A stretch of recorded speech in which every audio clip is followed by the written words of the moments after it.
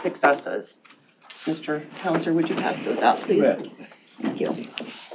So again, Shell and I are typically the ones that are here. We're going to review our 2020 end of year snapshot. So as that is coming around to each of you, it's two-sided. In 2022, consistently between urban, rural, and entrepreneurial projects, our staff of, again, four, the three of us primarily working your typical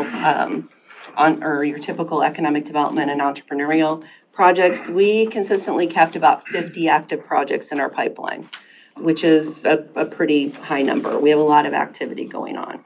We conducted close to 300 business meetings, and then in addition, our kitchen council has the highest member engagement that we've ever had since its beginning. They actually worked and talked to over 80 food entrepreneurs, showing them the kitchen council and talking about the importance of potentially locating there and becoming a member. We made 77 referrals to our partner organizations, which could be Small Business Development Center, Nebraska Enterprise Fund, Iowa Western Community College, many of our local lending institutions across the county. We presented at 37 community events and or meetings, and we coordinated and or hosted 45 community events and trainings. So breaking it down, what does that mean for the county? So of the projects, we didn't only work with 50 projects, but of the projects that we worked successfully, we landed 24 of those last year, which means that 24 of those projects either expanded in Pottawatomie County or located in Pottawatomie County. That equivalates to a capital investment of about $162 million, and that's on the sheet that you have. And we do comparisons year after year, so you can kind of see how the numbers have fluctuated. That investment is double what 2021 was, and $79 million of that was directly related to Pottawatomie County businesses, rural Pottawatomie County businesses. The creation or retention of 483 jobs, and again, highest membership at Kitchen Council. Kitchen Council is, it can hold 20 food entrepreneurs, and we're at 17 right now. We have a waiting list, and so we'll be onboarding some new members probably yet this first quarter. We also assisted 13 of those 24 businesses with either incentives or funding through state, local, and entrepreneurial programs. So we normally will tee up those applications and help companies kind of go through the process. And so I'm going to ask Shell to do her rural update briefly and also talk a little bit about the Rural Pottawatomie County Infrastructure Coalition. Hi, everybody.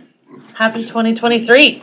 I want to be very clear here. 2022 was the best year we've had in rural Pot County in a very long time. Please don't hold me to 79 million next year. I don't know if I can do that. A big piece of that was in thanks to Jack Link's choosing to expand. We did have to compete for that. I don't know if you guys know that, but we were up against 4 other locations that were in various different states. So really excited that Iowa and rural Pot County showed strong in that and that we were able to get that $55 million expansion. Another big one was the Menards expansion, where they put in an additional line with 150 jobs on that one, and a $15 million capital investment there. And they're not done yet. I've got a line on probably another $3 to $4 million project that they're going to be doing here in 2023, which is pretty cool to see them continuing to expand in Shelby, and especially on the Pot County side of Shelby. So really, really, really huge, big year for rural Pot County. Lots of things going on. I have worked from everything from a project that was only about $15,000 in capital investment all the way up to the $55 million one. So when I say we are here for anything and everything that happens in rural Pot County that has to do with business, that's absolutely what we're here for. We are here to support them, bring them into a wonderful cocoon that we can give them help with finding accounting services. We can do whatever we need to do. Nikki and I, as you guys will hear, work really, really well together. I think one of the best things our team does that I think we've found our stride before, but we really clicked in this year, is we all understand what each other's strengths are, and we can refer back and forth and utilize each other in the best way possible so that the business is getting the most help that they possibly can to survive, thrive, and do what they need to do. We had a couple really cool projects. We had some new projects in Carter Lake, a new to market that came from Nebraska. So always happy to see that. And not just Omaha, it came from actually like another place in Nebraska, which was great to see. We had some little things like a new dog lodge that's out just outside of Trainer, which is operating and doing really, really well, and we're excited to see that. So, all in all, as far as project work goes, it was incredibly busy and it was incredibly fruitful as well. We really, like I said, had people, things were clicking. I'm so excited to see in my 4th year in this role, people actually understand what our job is and what we do, and I'm getting a ton of referrals. And I think it's safe to say that my relationships with the cities has never been better. I've implemented last year a once a month meeting with each one of my cities that would like it. And I go and meet with them and talk about stuff, and it just creates that further connection of them understanding what we do and how we're here to support. And I just think it's being utilized exactly how it should, which is I'm a great resource for them, and that's what I want to be, and that's who I am. So, on top of all of the project work and everything else we had going on, you guys know and have funded the RPCIC, which is the Rural Potawatomi County Infrastructure Coalition. I got to tell you guys, it's been something that has changed my thought process of how we do business out in rural Pot County and how we attend to our local businesses and our local communities. So I can't thank you enough for funding that and helping us just kind of navigate all of that and see what it looks like. All of you that were on the board at the time attended the bus tour that we did to Des Moines, and we had, if you weren't there, we had an entire full day where we met with IEDA, DNR, DOT. We talked about some housing stuff, and then we spent the day talking. The really interesting thing in following up with each one of my communities about that day, the highlight for each of them was having all of the Pot County Board of Supervisors on the bus. So I want to thank you all for clearing your schedules, for doing what you needed to do to be there. It was hands down, every single person I talked to said the day was great. We're going to plan one for 2023. I'm hoping to do it early October.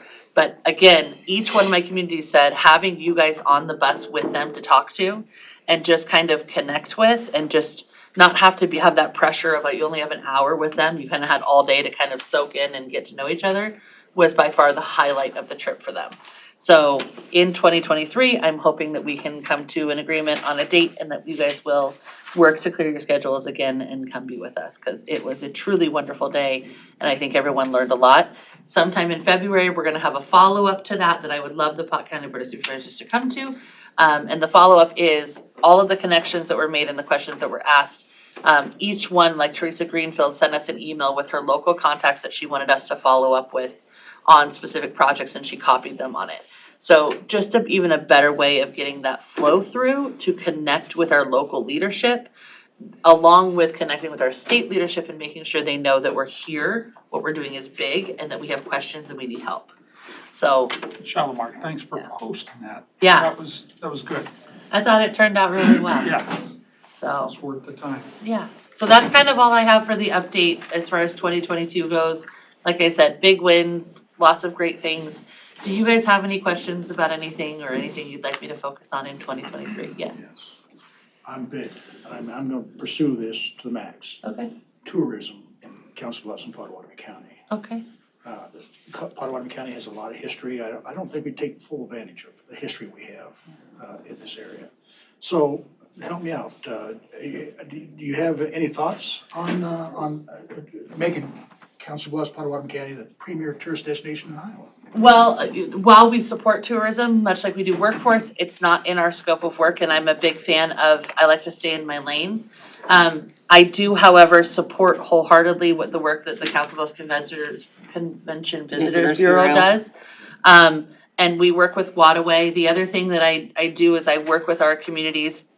For instance, the additional potential ARPA funding that you guys are potentially giving to the towns. We were talking about that, and we are always looking at things of how do I get people into our town? That's always a concern for every city council, for every city clerk. So while it is not something we directly support or directly do, it is something we actively support. And I'm always the first one to say, you could try this, or, con Matt into buying another business and Carson to put up, or et cetera. We do have a new distillery that's opening in Carson that I think is going to draw some people out to Carson, which is pretty cool. It's going to be a bourbon distillery. So I think some of the businesses that I'm seeing trend of potentially talking about happening, I don't know if you guys knew this, but Avoca put in a permanent jewelry store that you can go and get those permanent bracelets that people really like. All of that kind of stuff can either draw you out or keep you in your towns and keep your money in your towns. There's a new tattoo artist in Oakland as well, which is kind of cool. So that's always first and foremost thought process on my mind is how we get people out to there and then also how we house them. How do you promote Potawatomi County as the workforce, basically? I mean, what do you do to promote Potawatomi statewide, for instance? Statewide, we attend conferences and trade shows. We're constantly talking and figuring out how to better position ourselves. We also work hand in hand with IEDA in order to follow along suit with what their thought process is and what they're marketing. And we try to use that marketing as well. For us, we fill out RFPs, so requests for proposals that we get from the state on projects that are saying, we'd like to locate, we could potentially locate somewhere in Iowa. What sites do you have? We constantly have a number of sites that are available that could be a good development for potential business. Workforce is consistently an issue. And I would be lying if I said our lack of housing in rural Pot County and our lack of workforce and the lack of a 4-lane road going out to rural Pot County is consistently an issue with locating a business out there.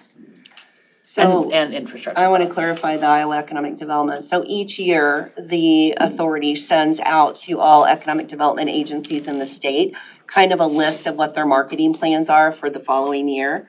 And so we partner with the Council Bluffs Chamber, and most of those are workforce driven. And so we put little blurbs together. Those are placed in national magazines.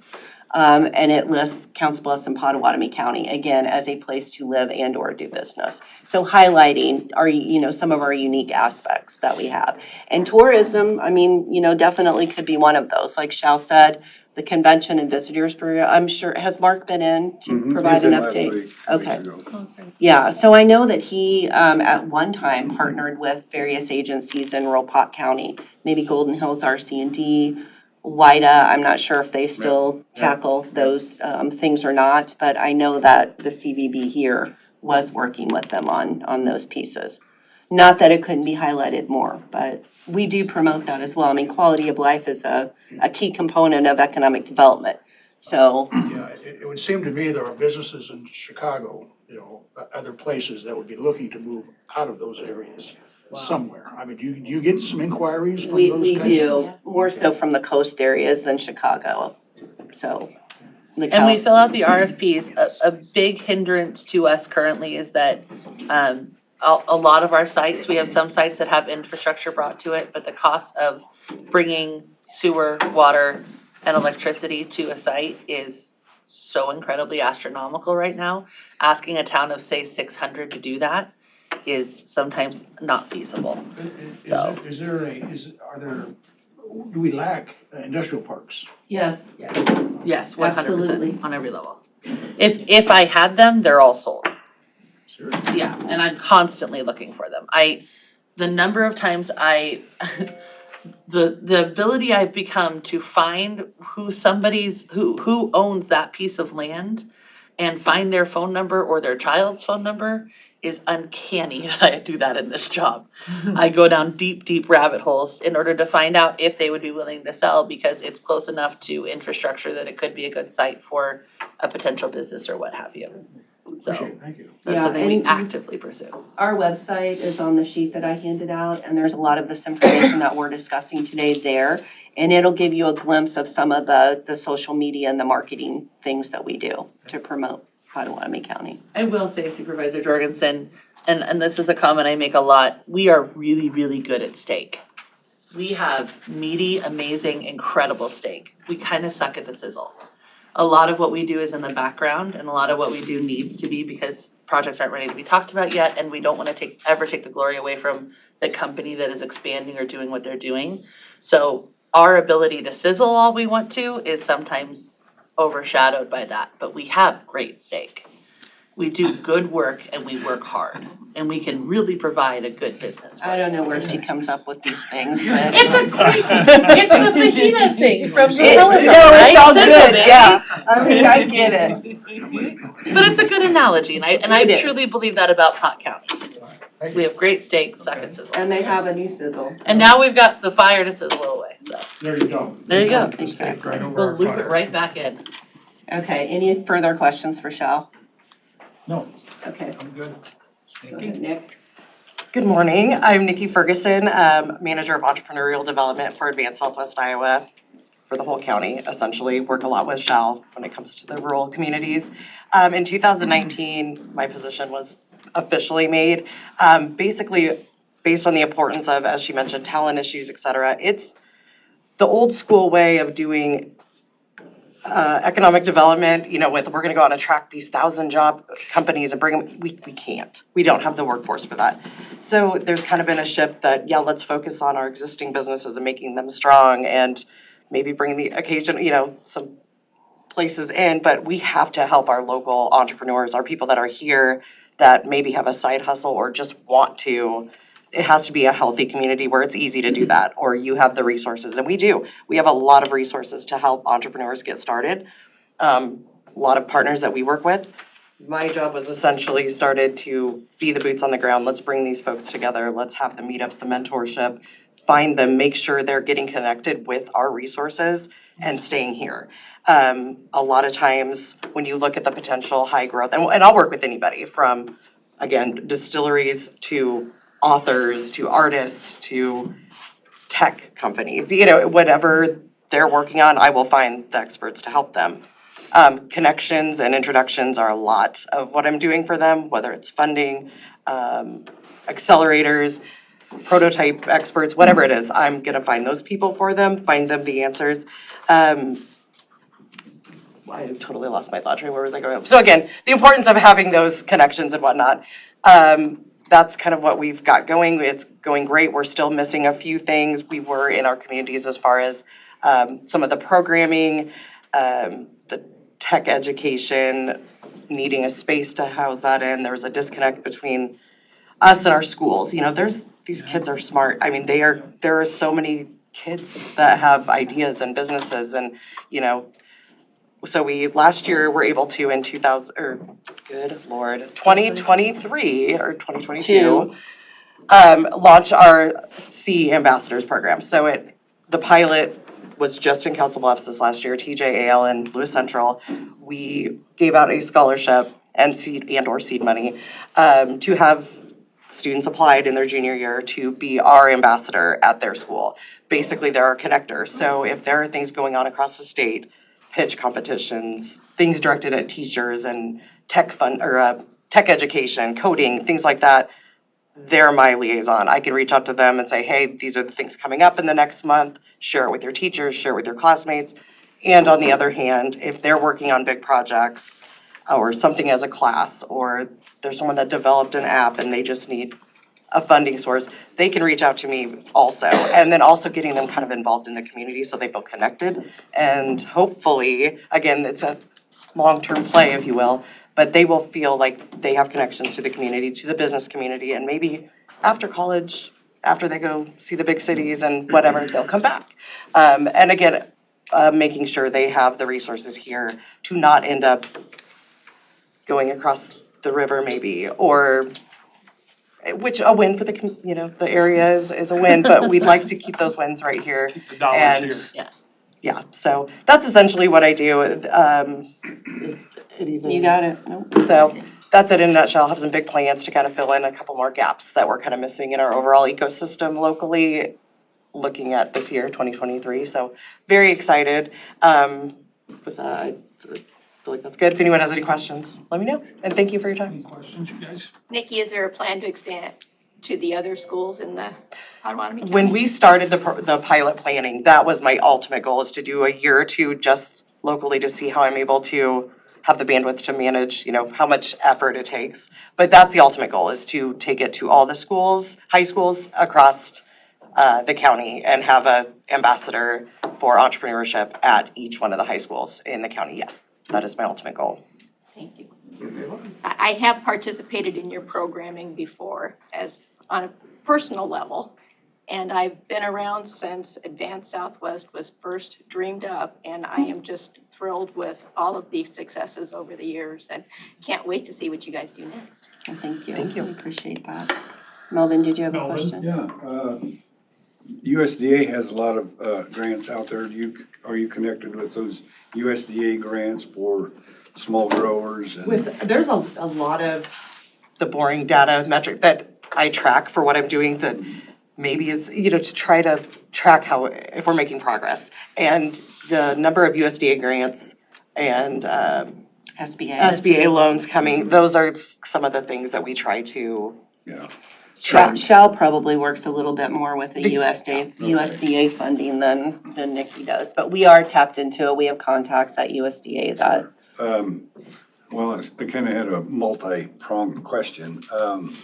You also work with the Kitchen Council. Yes. that's one of our programs, yes. Yeah, and there's a lot of small growers out there. Do you try to connect with those growers It's with the- the chefs at the Kitchen Council? Oh, yes. I've Okay. met with all of them, or attempted to sit down with all of them as far as, just like they're doing their business retention expansion visits with the big employers. I'm meeting with those Main Street businesses, trying to hit as many of those and see what they're struggling with and what their needs are, and if there's anything I can do to help them grow or continue to be successful. Whether you know it or not, Golden Hills RC&D has just brought on a local foods coordinator, so. I have made referrals to Golden Hills. I mean, Okay. if that is the bulk, probably the most impactful thing that I'm doing for some of these entrepreneurs is, one, finding them mentors, getting them in the room with like-minded people that they can learn from. Maybe I'm just getting started, but this person, maybe unrelated industry, started their small business 20 years ago, and learning from each other and having that person, they can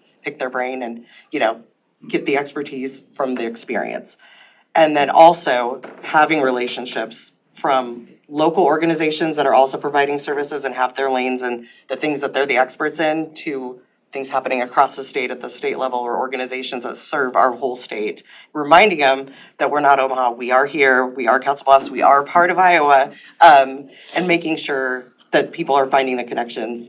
I'm not the expert, I will find the expert I though. was just So, looking for cracks, but apparently you've got them all filled. thank you, I try. It's a learning, I'm learning as I go, like my entrepreneurs, there's learning what works and what we need and what they need. So it's been awesome, it's been fun, I'm so glad I've gotten the opportunity. Well, let me just finish up this real quick so we can Oh, did get you you have a on to your other, did you have another question? No, I just, Thank you. Get you guys onto your other parts of your agenda today. So there's, again, more information on Kitchen Council. Since Holly's not here, I kind of covered the gist of it regarding the members, the location, and all of that. So while Shell focuses on the projects in rural Pot County, I run the organization and then also do all of the economic development projects specific to the city of Council Bluffs. And I just want to review a few of those for you. The first one is Opus, Phase 1. Keep that in mind, Phase 1.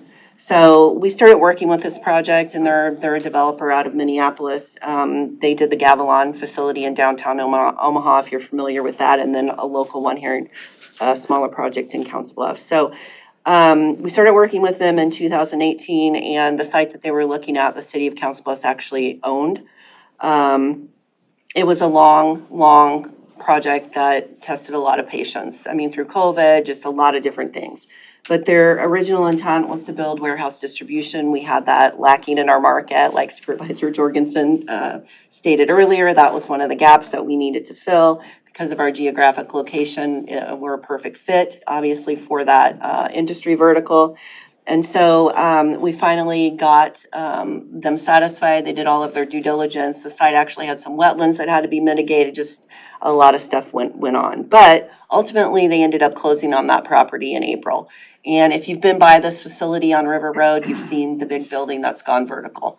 And so that was Phase 1, 250,000 square feet. And now they've submitted their plans for building number 2, which is a 300,000 square foot facility. So that gives you confidence in the market. I'm hearing a lot of, economists and people say kind of how that logistical industrial sector is going to slow down. It may slow down a little bit, but for right now, it's going pretty hefty and strong for us. Hey, Paula, how many acres was that? In total, to start with, 36, and then I think Warren actually, Took some of it. yeah, because there's an industrial levy down there, so everybody Right. down there has to participate in the maintenance of Right, that. right. And I think Warren actually acquired about 7 of those acres, so 30-ish acres is Okay. what Opus had to.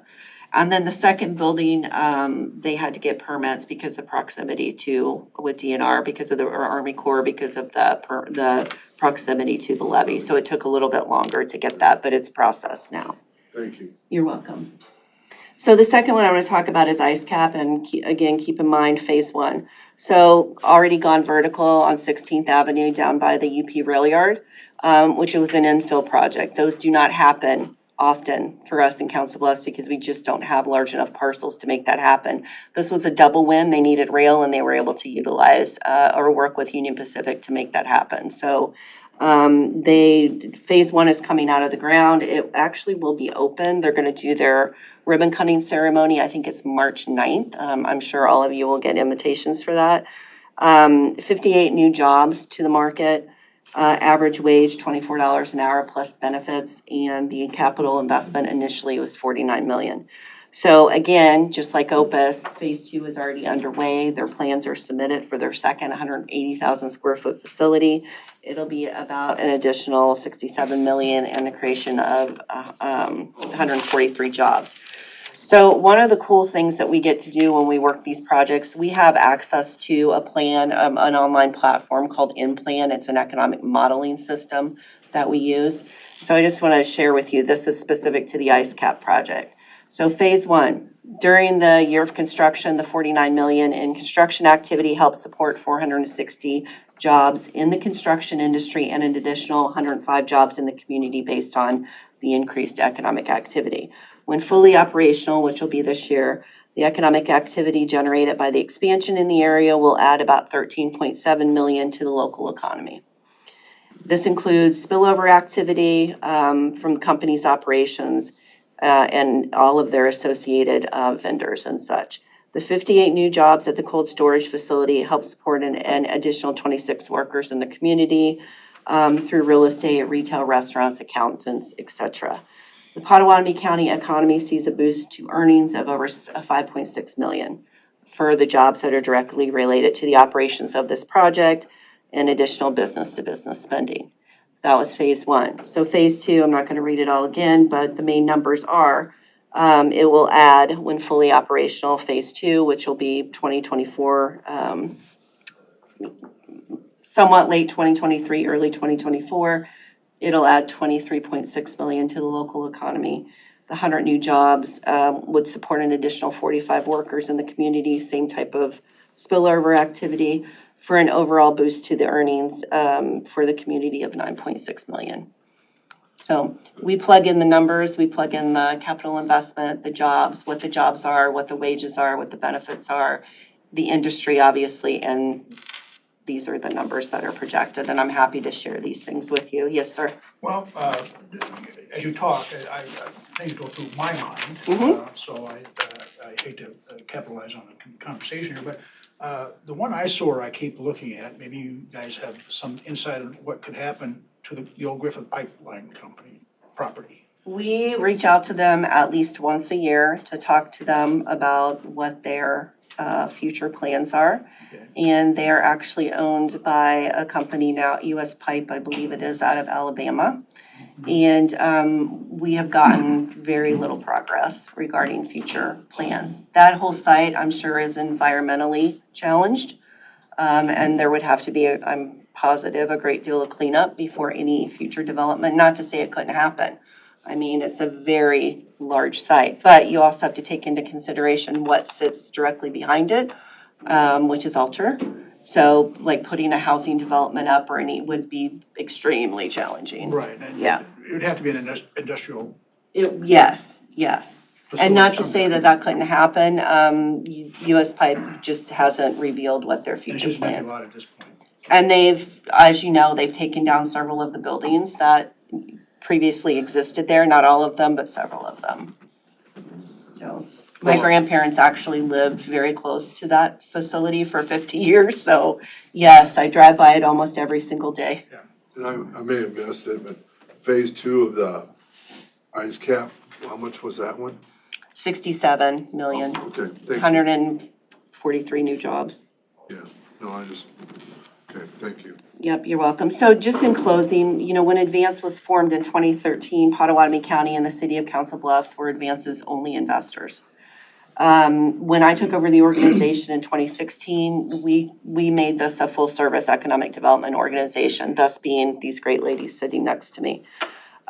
Since then, though, we've also added 13 private investors, and we've secured a lot of grant funding specifically for our entrepreneurial initiatives. So as the Advance team has grown from 1 to 4, I feel we've proven over and over again that we provide value and return on investment for Potawatomi County in the form that, it comes down to it, property tax increases. We're the boots on the ground team that's consistently providing assistance and promoting business growth, and we'll continue to do that. It's evident not only in the numbers that we showed you, but the ongoing numerous requests that we get a lot from various other organizations, including the county, to add additional services and initiatives under our umbrella, pretty much at max capacity right now. So we probably won't be adding much this year. But the request comes pretty organically and naturally as this team just very simply, we get things done and people recognize that. We're big components of relationship building, and our organization, we're just passionate about growing Potawatomi County, and that means all of the communities in Potawatomi County. So I know that you guys are facing budgetary restraints. When you are, we are as well. So I would just ask you to take all of that into consideration, everything that we talked about today, when you are at the table making those decisions. We really appreciate your ongoing support, and I'd be remiss if I didn't thank Matt Wyatt, and I think John Rasmussen, John down at the end of the table, these guys, and Pam. I don't know if Pam's in here anywhere. But you guys have a tremendous staff. They're just wonderful to work with, and we need them. They're our partners on a daily basis. So happy to answer any further questions that you may have. I'm good. You got any questions? Nope. Guys, we've heard this. Okay. You guys will get, Thanks all for of the your update. supervisors will get that in a digital format as well. That will be emailed to you, yet probably this week. Coming in. Thank you for having us. Thank you, guys. Now we'll let you get on with your agenda, and we apologize to all of you that are waiting. We had a lot to cover today. 2022 was a good year. This water one. We can, Susan. I don't know about the 79 million. Challenge. Let's manage expectations. We will do that. Thank you very much. Thanks, ladies. Okay, we got a Chairman. little revision. Shay, if it's okay with the board, I'd like to move item 3F to our next item for discussion. And that would be the discussion decision on the appointment to the VA Veterans Affairs Commission. Item what? And with that, I would make a motion to appoint Ms. Holly Collins with an expiration date of her term of 6/30/2025. Mr. James Murray with an expiration date of 6/30/2024. And Mr. Daniel Kenny with an expiration date of 6/30/2025. That'll work. We need to vote, right? Okay, got it first. I'll second that. All in favor signify by saying aye. Aye. Anyone opposed, say no. Motion passes. Okay, all three, Holly, Dan, and Jim, we need to swear you in. So come on up. Come on up front. Peggy. You've been through this before. Want to do it all together? Mr. Rickman, could you repeat those dates, for the, I can get that to you. all right. Okay. Make sure you get it to. Raise your right hand. I state your name. I, Dan Kenny, Do solemnly swear or affirm that I will support the Constitution of the United States Do solemnly swear or affirm that I will support the Constitution of the United States and the Constitution of the State of and Iowa, the Constitution of the State of Iowa, and that I will faithfully discharge the appointed duties as Commissioner of Veterans Affairs. that I will faithfully discharge the duties of Commissioner of Veteran Affairs We're gonna get it. More commas there. According to the best of my ability as defined in Iowa Code 35B. according to the best of my abilities and defined in Iowa Code 35B. Thank you. Holly? Dan? Thank you, sir. Welcome aboard. Thank you, sir. You gotta get the commissioner. You gotta sign this too. Well, no. Thank you, man. Thank you very much. I appreciate it. Thank you very much for everything. I tried. Okay. Thanks for coming in, everyone.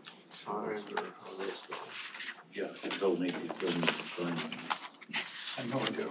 So I think they did. Peggy does too, right? No, I think they have to do. They sign it and you sign it. Commissioner, okay, each of you has to sign one of these. Did Jim leave already? He's right out here. Jim?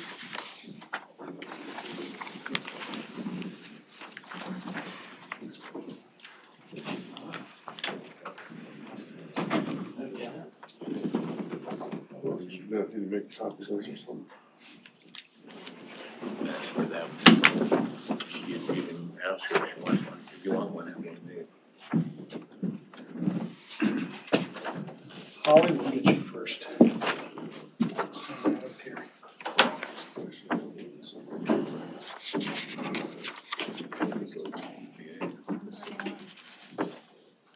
Thanks, Holly. Dan? Oh, Jim, there you go. Doesn't matter.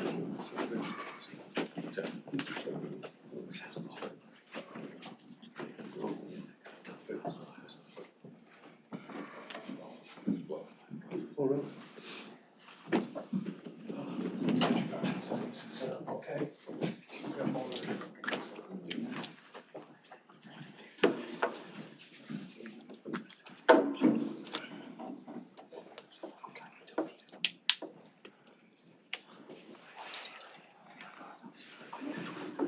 Yeah, 31st.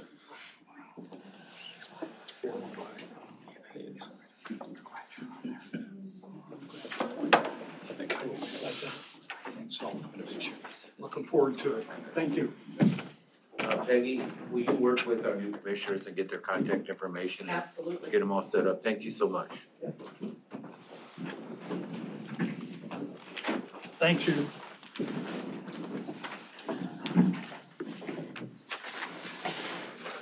Okay, Tom Kalman, Manager of Regional Water.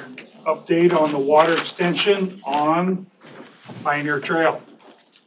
Amongst other things, we'll focus on Pioneer Trail. These are a couple of my business cards for the new commissioners Okay.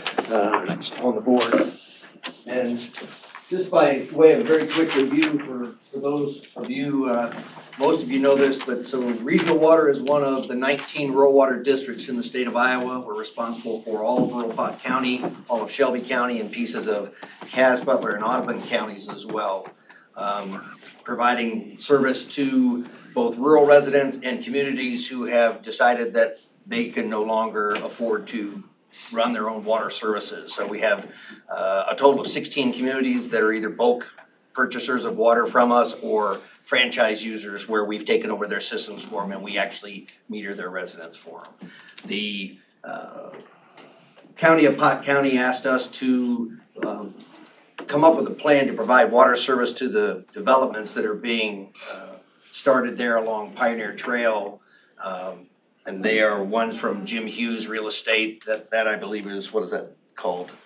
Pioneer Meadows, and then the one from JJHP, which is Heartland Ridge. The original plan was started, I believe, almost 4 years ago, was to run the water off of Highway 6, the Sue Johnson Tower. There were some issues with that. Plan has morphed 3 times in the last 4 years. I came on board a year ago as the new general manager and was told, fix it. So we've got this, I think we have this all figured out now, for those of you who don't know. So the TIF is signed with the developers, the initial investment from the developers has been received. We are bringing the water down, as you should have the map in front of you, from the Sue Johnson Tower on the north side off Old Highway 6. We've already begun contacting all of the property owners along the proposed route, and we've gotten a very good initial response. There are actually, I think, Matt can tell you that there was a gentleman who had purchased 22 acres up there just off of Highway 6, who was planning to put up 11 homes on 2 acres each, and when he found out the proximity of the proposed line, he is now changing that to be 22 homes, so that, and using our water, so that that's gonna be an additional revenue to the county, as a result of the proposed route. The good news about this is we will not require a booster station to be constructed because of the height of the tower there off of Sue Johnson. We won't need any additional pressure help to get the water down there with sufficient pressure at the developments. So it will not alter our timeline. The bottom line up front is we will still have water flowing by the end of 2024 as we had originally projected, even with these changes that have been made. The difference is the entire pipeline is now within Potawatomi County and is going to be able to spur economic development in the rural part of the county that we otherwise weren't gonna have if we were coming out from Wabash up through Meadowview Parkway. Everything there was already developed. This is going to give opportunity for a lot more developers to be able to access water. And I think been having very close coordination with Advanced Southwest Iowa and Shal Mazidis on, so she's talking us to everybody as well as, hey, you might wanna talk to Regional Water about your ideas of where you wanna go and what your water needs might be, because they've got lines that are going in.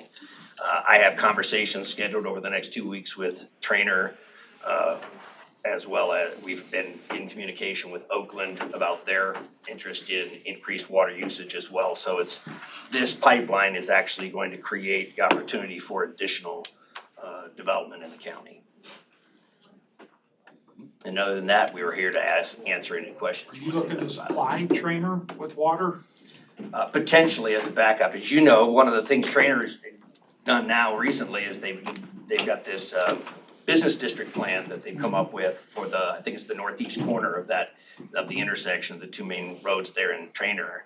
And they said, we weren't real sure what our water availability was gonna be based on their own water supply. But because of the proximity now that we're going to be with the Pioneer Trail pipeline coming down off of Highway 6, that they are much more interested in potentially linking to that. So it would be an additional project, an additional spur off of that line. So you'll notice on your map, we've got 10-inch pipe installed from Highway 6 as far as Highway 92. That's the idea, to have additional capacity to send a pipe east toward Trainer. Exactly. What would you run, 8-inch to the east then, from there? Well, it's gonna depend on what their volume of water requirement is. Likely, yes. So would But I you would have to expect it's increase probably this gonna be 10-inch any? No, we kind of planned on if other folks were interested in what the water requirements would be, what do we need to make sure the minimum size is, and that's where we changed it from 8 to 10. So that first stretch now is 10 instead of 8-inch. Originally it was gonna be just 8, a straight 8, but we've upsized that portion of it to 10, so we've got the ability to spur to the east. So have you bought supplies already for this? We talked about that at one point. Regional Water does have some 10-inch pipe that they could put in. We talked about that about a year ago, was buying pipe. Actually, in conversations I've had, it sounds like things like pipe and fittings and valves, which a year ago were a real struggle to get supplied in time. Actually, some of those lead times are coming down, which is encouraging. Okay. How's pricing on it? Well, we have a base, but we do have a base inventory of pipe that we bought based on the economic forecast at the time. We went ahead and made the investment of about $350,000 worth of pipe. Okay. And we have it stored on the ground, ready to go whenever we get to the point where they're ready to start putting pipe in the ground. We've got an initial set already in place. you're saying you'll have this water line functioning by the end of 2024, correct? Right, the annex, the appendix that you had in, the initial proposal when we did the forgivable loan that you all had approved, had a November 1st, 2024 for substantial completion, so we'll be able to start the water then, and the final completion would be 45 days later, December 15th of 2024. We don't see anything now, barring some catastrophic event, that will change our timeline. Okay. Not having to do the booster station actually saves us some money and a substantial amount of time. Good. You were having issues with that too. Yes. Okay. So where we're at in the process right now, Potawatomi County has granted to Regional Water a $300,000 forgivable loan, so we thank you very much for that, for your support. Regional Water has agreements with these two developers to provide water service, and there's a connection fee associated with that. And then what we're working on right now is the balance of the funding. We're pursuing a loan from USDA Rural Development. Okay. You're pursuing the loan or you have it? Pursuing it. It's not in hand yet, because the numbers changed. If you recall, every time we changed the route or changed the location, the initial proposal was a $1.2 million project. It is now 4.4? It's a $4.4 million. $4.4 million project. The difference is, of that 1.2 million, when I got brought in, the line was coming up out of Glenwood. Those negotiations stalled and failed, and there was only going to be about a mile of pipe in Potawatomi County, and the rest was coming up out of Mills County. Now the entire length of the pipe is in Potawatomi County, and it's coming down from Highway 6, so you've got, what is it, I think it's about 5.5 miles total now, that is in Potawatomi County. So obviously there's going to be an increased distance or an increased price associated with the fact that the line is that much longer. But it has a much larger potential too. Exactly. I think it's about 9 miles. Yes, exactly. I was like, what, 5 was, yes, sir. Help me if I'm wrong, but Trader mostly gets his water from rural wells, is that correct?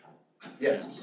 Currently, okay, and I suppose there's a lot of communities that have rural wells. Are they looking to eventually switch over to rural water, or are you in contact with some of those communities? One of the things that I did when I came on was I went around and introduced myself to all of the rural communities in our service territory that was given to us by the state. A lot of the communities are cautiously optimistic that the water results that they have now are okay for their current needs. Okay. No one thought that they had more than enough water for the next 25 to 50 years. We've been told that 7 of the next 10 years are expected to be at or below normal precipitation. We are seeing an awful lot of degradation of these shallow well fields, which are predominantly the source of water for most of the communities around here. You have Walnut, I think, in Oakland that have deep wells that go down several thousand feet. But the rest of them are same we're getting. The only reliable source of water in this region is Council Bluffs Waterworks and the Missouri River. And as such, the Minden Pipeline, which is a totally different project, but also all contained within Potawatomi County, is federally funded and approved. It's an $11.2 million project that's going to run water north out of Council Bluffs and connect in just south of Minden, Iowa. We have an 8-inch main there just south of Minden that we're going to connect into. And that's going to provide us the additional water we need for all of the folks who are asking for more water up in Shelby County and the other pieces to our east and west. So. Go ahead. Bluffs Water, they're able to supply you, Yes. no problems. Yes. Okay. I mean, just for numbers purposes, so Council Bluffs Waterworks has the ability to produce about 900 million gallons of water a month. And their current demand is between 300 and 400 million gallons a month. So they've got that much excess capacity available to provide additional water. So they're very happy to talk to us anytime we ask them about potential water contracts. Do you have something? This is Tom, this is about, I don't know, the third or fourth different route we've looked at. Yes, Is this the one we're going with? I don't want to change this one Okay, have anymore. you That's started correct. any, easement Yes. discussion with? We have had initial discussions with a number of the property owners along this route. Right now, I think we've received 7 responses back, all of which were saying that they were, one, that they were interested in connecting, and 2 of them who had questions before they would give us easement to go through their property, but did not decline it. So the Minden pipeline's a little different deal. We've had a couple of folks who said, no, we don't want your pipe, so we'll have to put it in the right of way in those cases, separate project. Pioneer Trail, we're moving forward, and right now, we don't have any, other than Meadowview Parkway Homeowners Association, which is why we now have this route. We haven't had any issues with anyone saying, no, you can't put the pipe there. In the easement agreements, do you handle that in-house or are you contracting that? No, we handle that in-house. Okay. Are you in discussion with our, county engineer on any right-of-way you may like to consider? I wanted to talk to John about that, because I know you're considering the 240th Street, paving that, so certainly I wanna put our heads together and make sure we're considering what county plans are, yeah. We'll keep that rolling too, along with the other property owners along the route, so. Right. You know, the name of the game is, we would like to get this, housing development moving. You know, we've been working on it for, 3 years, or is it? I think we're into the 4th year. It hasn't been a full 4 years, but it's been just over 3, yes. And I'm kinda anxious to, try to get some housing moving, so, increase the tax base, increase the population, Potawatomi County workforce, you name it, the benefits that come. So, I would just ask that you, proceed in a hare fashion instead of a tortoise fashion. Oh, yes. Okay, thank you. Thanks for coming in. So, Any questions? I got a question. So if they come off this 8-inch line, developer A, B, or C, does it come into the development as 8-inch then? Or do you lessen that line? Yeah, usually a smaller branch line into the development, depending on the size of the development and what the hydraulic demands are. I mean, Okay. a 6 or a 4-inch pipe is probably more typical into a development. Okay, so second question is, to take it a mile, what's the cost to take the, say, the 8-inch or whatever, 6-inch a mile further? Just ballpark. Yeah, just ballpark, I actually, Here's a little chart, I try and keep a handy chart here. 8-inch mile. 8-inch mile is probably about $100,000, 6-inch mile is 76,000. How much? 76,000 for a 6-inch.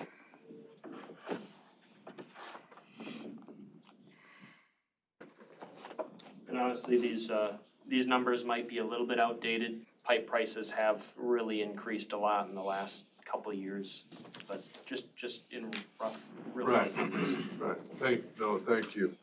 The only other, it'd been nice to have the overlay matter. You don't have the map. No, I do. Oh. Is any of this within the 2-mile limit then or not? No. But this is that spot.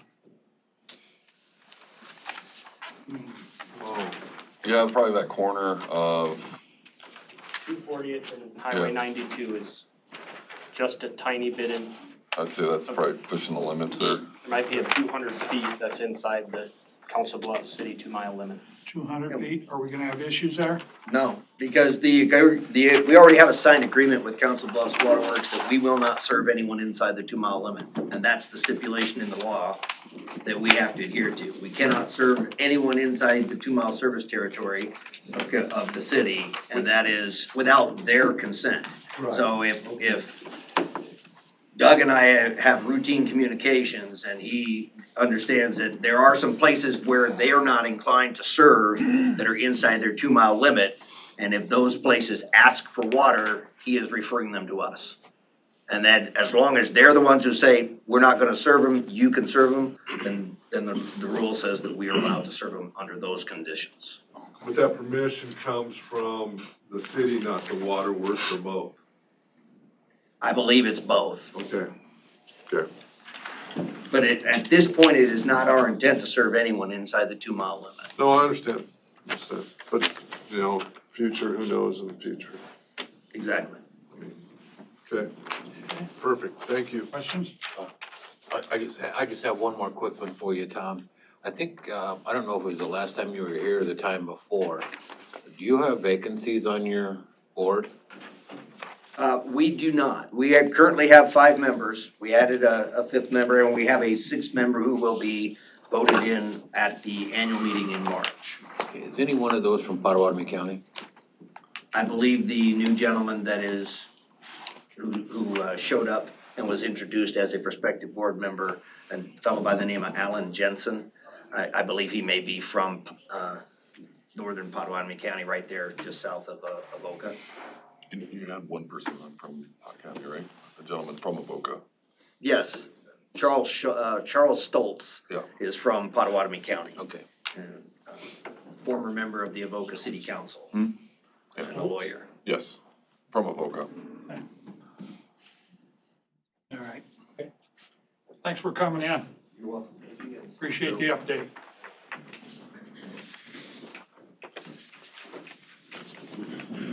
All right, moving on. John Rasmussen, engineer. Discussion under decision to authorize chairman to sign contract to purchase additional right-of-way from Iowa National Heritage, or Natural Heritage Foundation in the amount of $199. John? Okay. Got a motion? Any second? Was that about that, what's the name of that down there, Green? This comes right down by Dumfries in the corner with Aspen. Right. We have a pipe that runs off the Dumfries Road down in there by that culvert where they go under Dumfries. Right, but oh shoot, Natural Heritage Foundation bought all that ground down there, is that part of this? This is the Wabash Trace that we're Okay. we're letting water on that, so we're gonna let it pipe all the way to the bottom, because Okay. it kind of runs down in there and they get some sediments, so we're gonna I clean that forgot up. they were involved in that. So John, this is all part of the road paving project? Yes, they all are for Dumfries and 240th. Are these the last of the right-of-ways that need to be purchased? I have one more to go yet, so. After the rest of these today. Okay. I'll make that motion. Well, Tim already made the motion. Oh, you did, I'm sorry, second. I already mumbled. Okay, Milton seconded. Is this one motion for all 4 or just the first? Each has got to go different, right? Yeah. Okay. Yeah. Motion and a second. All in favor signify by saying aye. Aye. Anyone opposed, say no. Motion carried. Okay, same thing. John Rasmussen, authorized chairman to sign contract to purchase right-of-way parcel from, or 1A from James R. and Monica A. Hughes in the amount of $22,732.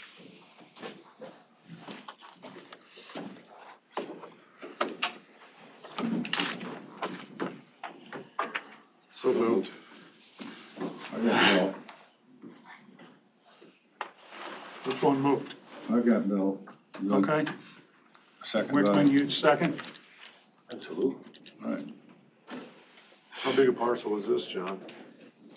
I was looking for acres, 87,436 square feet, so I didn't get my calculator quick enough to convert that. It's about 2 acres.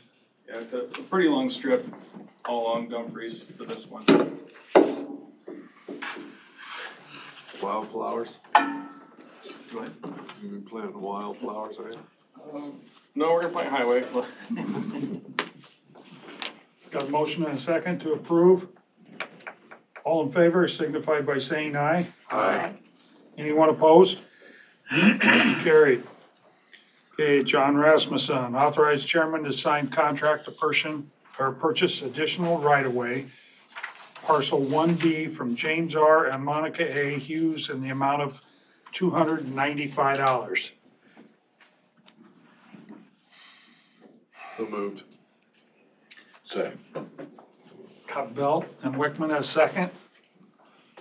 All in favor signify by saying aye. Aye. Anyone opposed signify by saying no.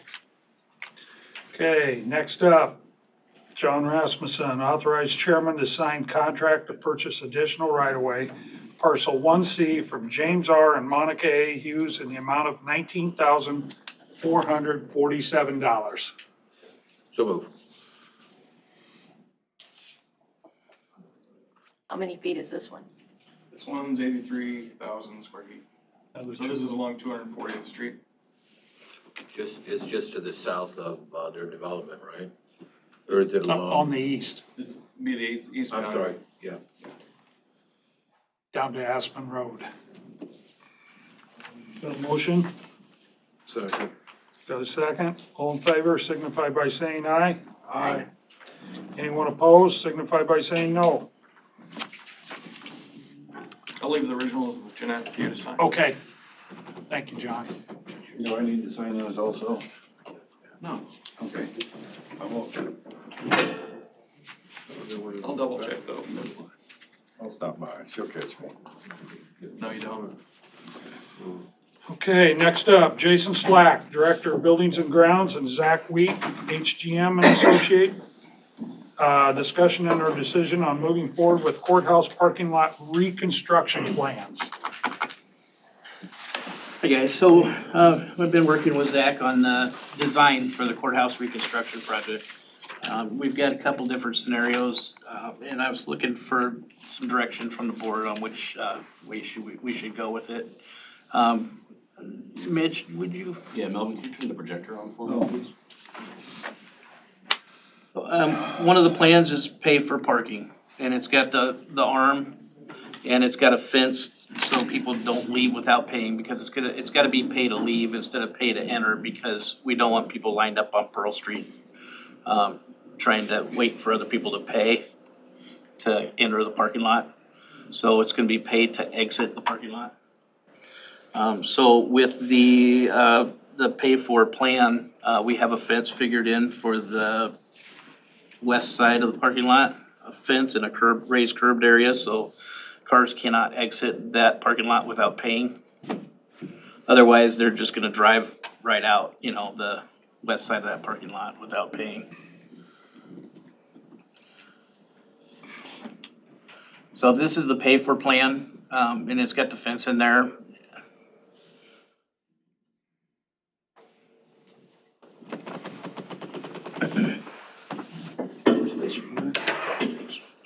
Is the handicap lot, is that free for 'em? Is that a separate deal or? The handicap lot it'd be free. The only thing that I was thinking was these parking stalls that are right here in front of the main entrance.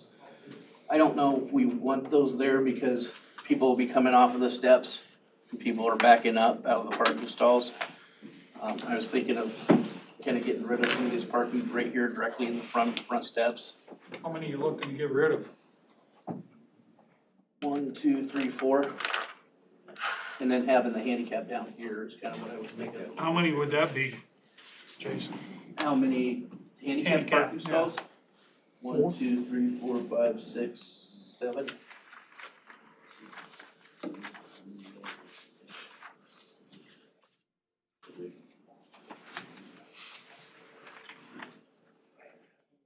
But, I mean, these parking stalls are kind of close to the front entrance, and I don't know how you guys feel about it, but if the cars are backing up there, in front of the main entrance, It'd be nice to have a walk here. it'd be nice to kind of eliminate those parking stalls, I think. Jason, according to the drawings from HGM, I see 4 handicap stalls. That's what it shows here. Yeah. South 4, and then the north ones are not handicapped. Right, so we've got the other, in this plan's got the fence here, so cars can't leave. I guess in the other plan we have is the free parking. which eliminates this median. Oh, And okay. it'll allow people to leave the lot this way or enter the lot this way. This alley would still be one way to the north. This would be one way no matter what, because it's too narrow for it to be a two-way. But this, with the free parking plan, this median would be eliminated and it would allow free flow of traffic in and out of that parking lot. Yeah, sure. So we want to keep that median, right? So this is kind of the design that came up with here that's opened this up a little bit. I'd like it to be maybe opened up a little bit more just to kind of get the parking area away from the front steps. But, and then that moved the handicap parking to the south. What did we have or existing before this for? We have a slight raised curb. No, but I mean for handicap stalls. We had 4 before. Yep. This is the free parking. okay. So obviously it eliminates the need to have the arm with the kiosk there. If you go back to the other one, Jason, where is the exiting back out on? Yeah, so the entrance would be here and the exit would be here. There'd be a little divider in the middle with the kiosk with the arm that would come down and allow people to exit. Was that just one arm or is that 2 arms? There's one on each side. One on each side, yeah. What was the cost of that, Zach, do you remember? Just for the gate. Just for the gate? Just for the gate entry system for those arms is $60,000. But that doesn't include the kiosk. The kiosk is another $35,000 minimum. If you want that kiosk to accept cash, that's another $19,000. And then there's a service plan with those kiosks for a 5-year service plan is $26,000. So if you did the whole kiosk that accepts cash with a 5-year service plan, you're looking at about $80,000 for that one kiosk, plus the $60,000 for the gate arm system. So $140,000. And that's right just, there. that's just the cost of that. Now, we could eliminate the cost of the fence too if we want the free parking. And How right much do you bring in on parking in that lot? right now I have $25,000 figured in my budget to bring A in year. for parking a year. And typically, on a normal year, we would come close to that. But we would use that money to maintain the parking lot because we would have to asphalt, seal coat, restripe every year in that parking lot for asphalt maintenance. So I think the last time we had this discussion, it was all about cost, right, versus the automatic gate entry and then free parking or no parking. You got meters in there now, which there's a cost to that. I mean, it's supposed to make low maintenance and so forth. A lot of places I go to park these days, they have signs out there. Park here only if you have a sticker or whatever on your vehicle. Otherwise, your car will get towed. Okay, so my question is this: what about a parking? Because $25,000 is not a lot of money for what this is going to all cost and maintain. What about you have to purchase maybe a yearly sticker of some kind, and those who are identified, you don't have a sticker to park in this area, you have to go pick up your car at the towing lot. This is more for customer use Yeah, or this is taxpayer Potawatomi County usage? citizens. I see, okay, well. Not well, the workers? And what you don't want is people parking there all day and. Right. Right, and going somewhere else. Yeah, Yeah, right. exactly. We want to definitely deter people from. Okay, I thought this was Parking referring there. to whoever were working in the courthouse, but Yeah, that's obviously right. not, okay, all right. Jason, are these our meters? Yes. Can we reuse them? We can, they're outdated. One of the things doing this. They seem to work good now. Well, they're high maintenance, they're constantly getting hit by cars, we have to plow around them. It's a maintenance issue, we were looking to hopefully get away from the meters, but, that is still an option, I guess. We could go with meters that take credit cards, We put Wi-Fi out there in the parking lot, and we could have that type of meter in the parking lot. That's definitely an option. How much money is it? We haven't priced that option out yet. And that's what they have a lot of in places in Omaha. I think parking meters in Omaha now, your credit card and so forth. I think isn't the lion's share of the city's meters that way now? I'm not sure if they're a credit card. If you just scan it with your phone camera, Yeah. pay through an app. Well, I'm perfectly fine, moving forward with a gate and kiosk over there. I don't think it has to be a cash option. I'd like to see some numbers on that. As far as, free parking, I remember when, I was on the board before the, new police station was built. Well, let me back up. There was a number of employees that took over that parking lot. And I think we're gonna have the same thing, whether it be county, state, city, or even employees that work in the Haymarket Square area. And we'll be forever policing to make sure that, people aren't parking there and working somewhere else. I mean, this parking lot is specifically for our residents that have business at the courthouse. And I think we need to keep it that way. I agree. And the only way to do that, in my opinion, is put some sort of a entry-exit system when you come in. So what do? Get a ticket when you pull in?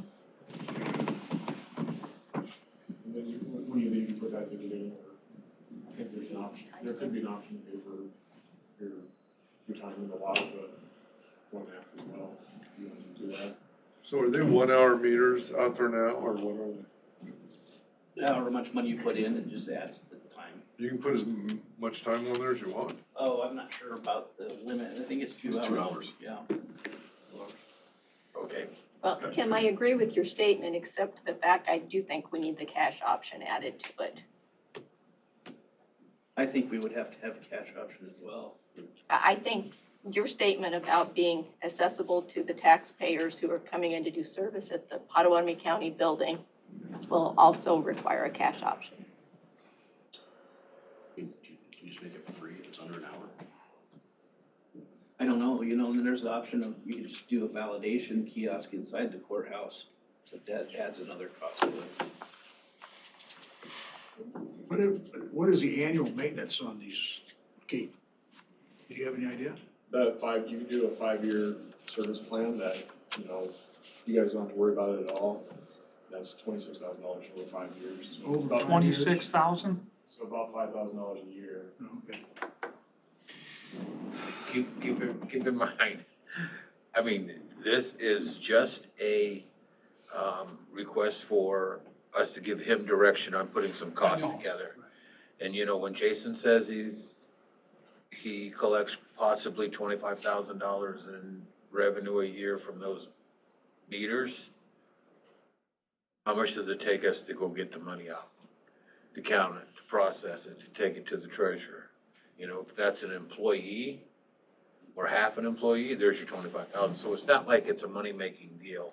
And I don't think. We're really just trying to keep people from parking there all day. And is make our sure the goal. residents can come in and do their business. Right. And there needs to be the revenue from if the board decides to move that way, the revenue from the arms and stuff can, be used to make sure and maintain the parking lot.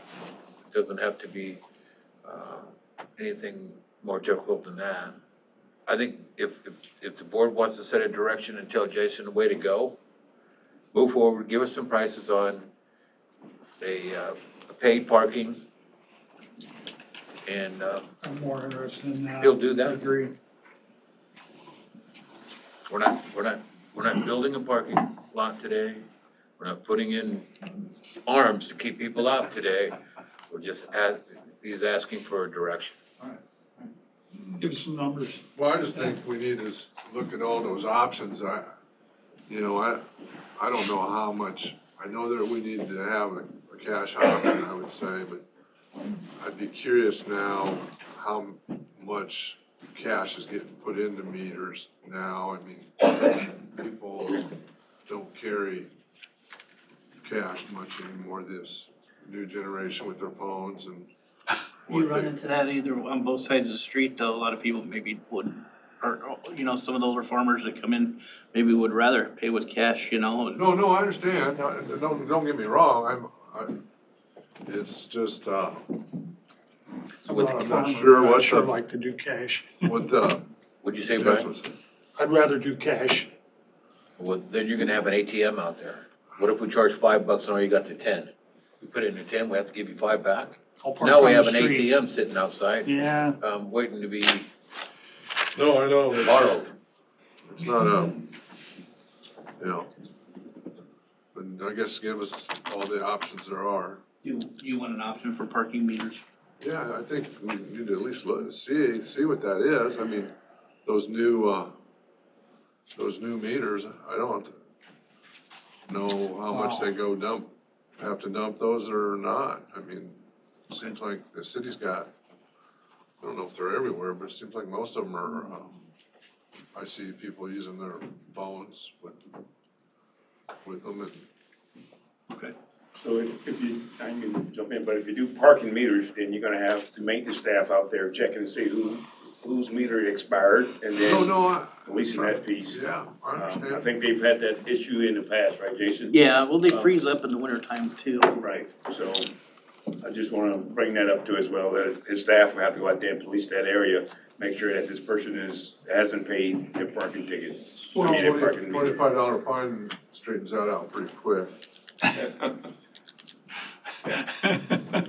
I mean, it's just constantly, they have to make patrols throughout the parking lot to ensure that's being done. We don't have but the city has I think the young lady that walks around and gives tickets.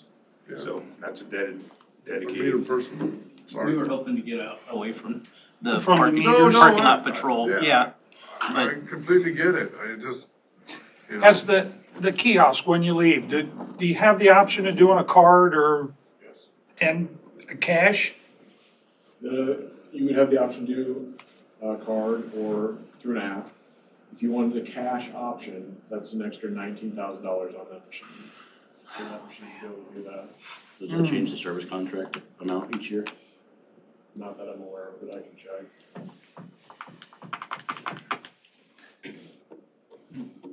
That's a tough one.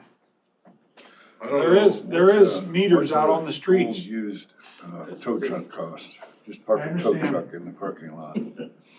But it also will free up a lot of space when we get that parking finished up, so, I don't know.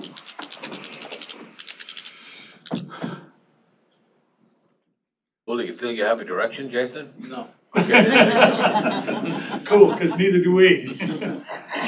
I just think, I mean, you're looking at it, you might as well just look at the options. There's gotta be some other people that are doing something similar. I mean, we're not that unique in parking lots. You know, what are they doing out there? Are you checking meters now? Yeah, well, it's hit and miss now with the construction that's going on out there. Yeah. So like mostly miss, Mostly miss, yes. mostly miss. Full now? No, as far as I know, we haven't been full for quite a few months. You know, we have, March and September it fills up. we have enough, assets around this courthouse campus for our maintenance people to take care of. I'd rather not have one of them walk around every hour to check a meter. That's just my personal opinion. But if you guys want, Sure seems like a small return on investment. if you want that option from Jason, he can get that for you.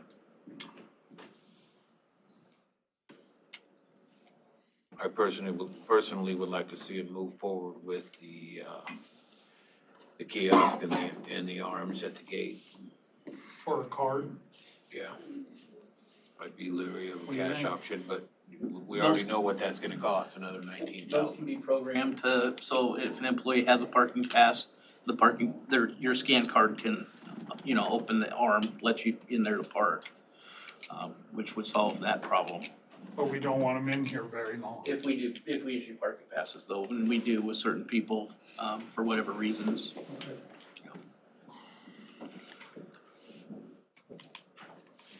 Let's do the kiosk with an arm. Okay. Check with the cash option, Cash option, optional. optional. Then we can decide at that point. Okay. Still set that to free. Okay? And the kiosk comes with a validation code so that if we determine that we don't care about the revenue that's generated, it's more important to have the parking available to the customers.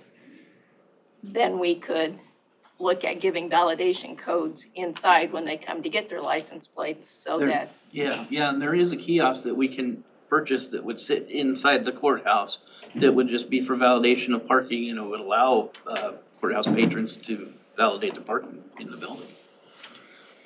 See what kind Which of would be option free, that is. which would be free parking essentially. it would be free parking, but you would have the gate expense. You'd still have the fences for the expense. However, you could control who parked there all day.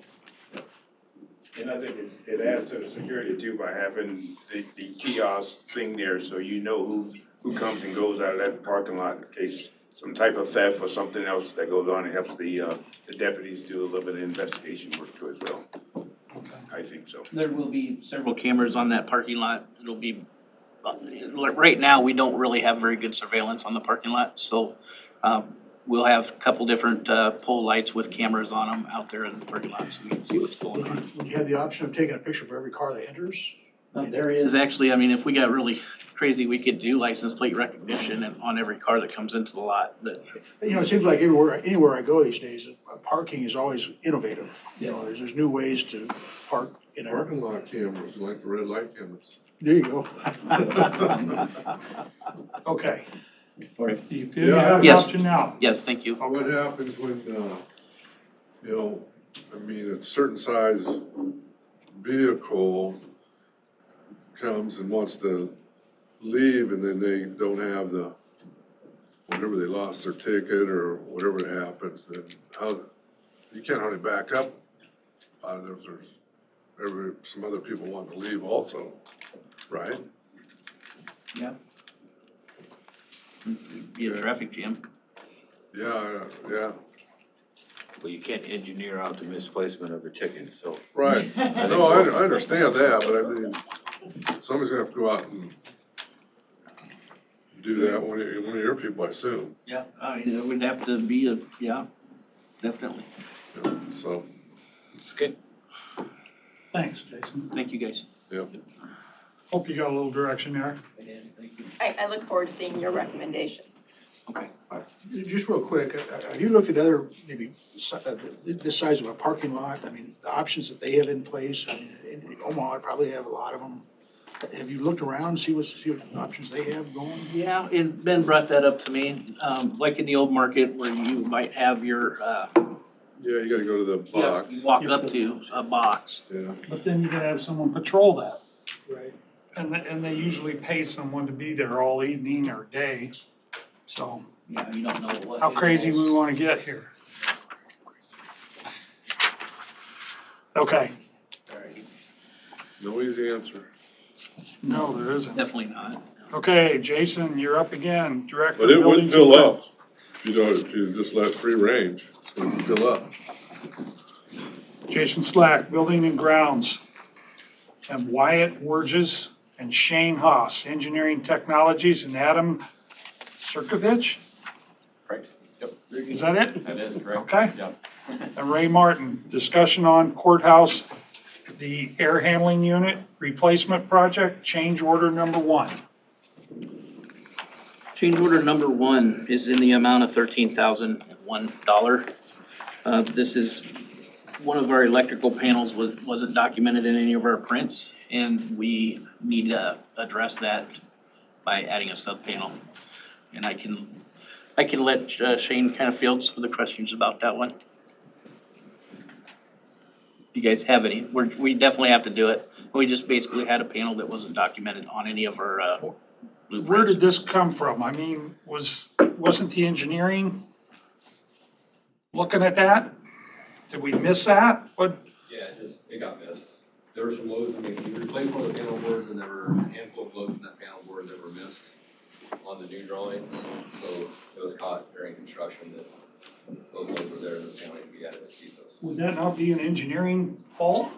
Yes, well, yeah, it's an error. So ETI was gonna cover a portion of the cost for it. Part of it needed to be done no matter what. If we would've caught it early or now. There's obviously a premium to pay based on the timing of when it was caught. So ETI was offered to pay a percentage of the change. It was originally 15,000 and something. 86, And then ETI is covering the. $2,085. How come just 2,085? What's that? How come just 2,085 they're covering? It's the contractor's markup, so it's the additional cost based on the timing of the project. It's kind of what we determine is the best case. So if it would have been documented up front, there still would have been a cost to the county. That panel is necessary. So based on it being a change order at the end of construction, there's an added cost. And as a group and through the discussion, we determined that $2,000 is about what that is. So that's what ETI is gonna pay for. What are you thinking? Is this request for the second change order the same thing? No. Same sort of thing? Well, it's different, actually. It wasn't anything, we can talk about that when we get to it, it's a little bit Okay, different. I just wanted to make sure that there weren't two that were mistakes made on. What's the board think? I'll move to approve. Is that your recommendation, Jason? It is. I'll move to approve. I'll second. Got a motion and a second to approve. All in favor signify by saying aye. Aye. Anyone opposed, say no. What was that dollar amount? 13,001. 001. Okay, next, Jason Slack, courthouse air handling unit replacement project, change order number 2. This change order addresses changes that were needed for the fire sprinkler piping, control wiring, and a control panel cabinet that had to move with the new air handlers that came in. And a lot of this stuff is impossible to see even with your, when you're designing this and cramming it all into a small space. It's kind of like, some of these foreign cars under the hood, everything's crammed in there. So it really couldn't be foreseen that this fire sprinkler was gonna have to be moved, and the control wiring with this control panel. So, this change order is in the amount of $8,534. Questions? What's your recommendation, Jason? I recommend we do it. It's kind of hard to look at drawings from 1975 and find out that some of those pieces of equipment either were designed in that or not designed in that, and try to make a decision on some of that. So I really don't have any issues with it. I'll make that motion for you, Brian. Okay, got a motion I'll second it. and a second. All in favor signify by saying aye. Aye. Anyone opposed, same signal. Jason Slack, Director of Buildings and Ground, Courthouse Addition Progress Report. Work's moving on in the courthouse addition. The basement, they finished insulating the plumbing and the hydraulic lines. They are painting down there right now as we speak. So, work in the basement's going along quite well. The office area, they're painting in there also. They're finishing up insulation on a lot of the mechanical and the ceiling. And once they get that done, they'll do their ceiling inspection and we can get our acoustic ceilings put up. So things are moving quite well. Got some on the windows interior. here. Yes, and they've been working on that in the lobby. I believe they've got the first curtain wall up, and they're working on the second one right now. So things are moving along quite well on the interior of the addition. Buildings and grounds area, they're working on some ductwork in the office areas. And we're really happy with the way our space is turning out. We went ahead and removed all of the flooring out of our area. We're just gonna have sealed concrete floors in there. So we should have a credit come into us for that. There's a couple other small areas there where we'll probably have a credit coming. As far as cost change orders. We have one coming. It is to supply the electrical for the parking lot. It makes more sense to do the electrical stub out from the building as part of this project, rather than try to do it as part of the parking lot reconstruction project. So we're just taking some of the cost out of that project and moving it over into this project. That should be coming soon, so. Okay. Do you guys have any questions about anything you've seen? What's the finish date? It's in May. So It's right in now, May? we're slated, I'm telling everybody it's gonna be May of '23. So, yeah.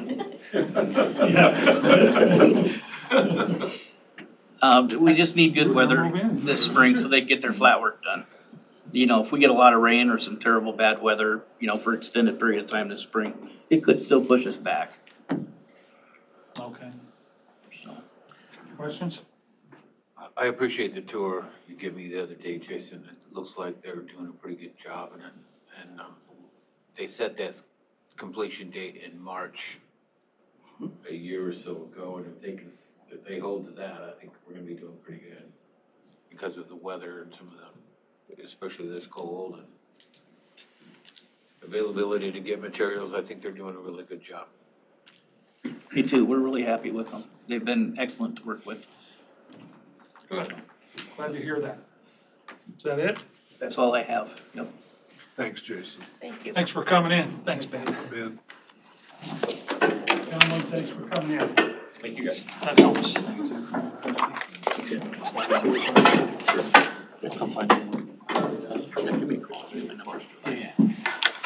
You guys need validated?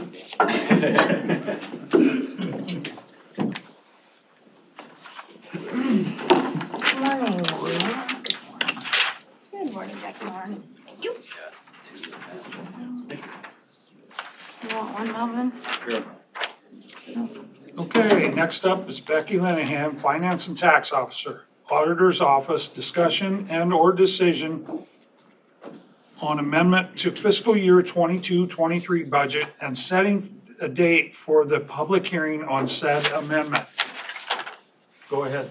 I handed out, just a little cheat sheet of what's going to, need amended and kind of put a description over on the side to all of you. That's what Mitch and I have been working together with the departments to come up with this amount and checking the budgets. And we are looking at approving that on February 21st. I've set the date for the 21st, so I need to have this into the papers by this Thursday, Okay. to allow for the not 10 and less than 20. 10, no more than 20-day publication period. Right. I'll make a motion to approve and set time and place a public hearing on the amendment to the fiscal year 22-23 budget for February 21st, 2023, Do we need a time on there? 10 o'clock, 10 a.m. or there, shortly Second. thereafter. Second. Motion is second to approve the date and time for public hearing. All in favor signify by saying aye. Aye. Those opposed? I do have a couple questions for Mitch. Go ahead. Mitch, the insurance increase on the real property, what's that from? The insurance increase is from the different properties that have been purchased and the addition here, the sheriff's addition. So it's just, and you know, some of the acquisition of Okay. some of the ground and stuff. The roads increase in cost, those funds are coming out of the secondary roads fund? It is. We're just amending his ability to spend? Yep. Okay, the grants for public health, Matt, that's an in and out for WIC, I take it? We have a new contract with the state of Iowa, and it's gonna be a partnership with Central Latino. And then also family plan, Title 10 is on there as well. That's new revenue to the county. That will be an employee that we carry. The, on the bond, help me out with that, Mitch. So we would have approved our budget last year, we wouldn't have received or had even set up that bond fund yet. So now that we have received the funds and are spending those bonds, we have an expense for it. That's all I have. Good. Any other questions? We did vote, right? No. Got a motion and a second. All in favor signify by saying aye. Aye. Tim? And then, I'm too far away from you. I'm deaf. Those opposed signify by saying no. Motion carried. Next up, Andrew Moats, Recorder. Discussion and/or decision to approve and authorize chairman to sign lease agreement with Bishop Business for lease copier for Avoca Courthouse. Yeah, so this is the contract to the copier we discussed a couple weeks ago. I was able to get Bishop to up the number of copies included in the contract. And I did find out that community service is also out there once a month, so there'll be 4 departments at least utilizing this. If you guys approve it today, I'll take the contract to Bishop and then coordinate with IT and all the users that'll be out in Avoca and make sure we're up and running. How much more copies? They doubled the black and white, so it went from 250 to 500. Feel that's plenty? Yeah, it should be. And it's not a color copier. It is a color copier. No color copies included in the contract. We're gonna have all the defaults set to black and white.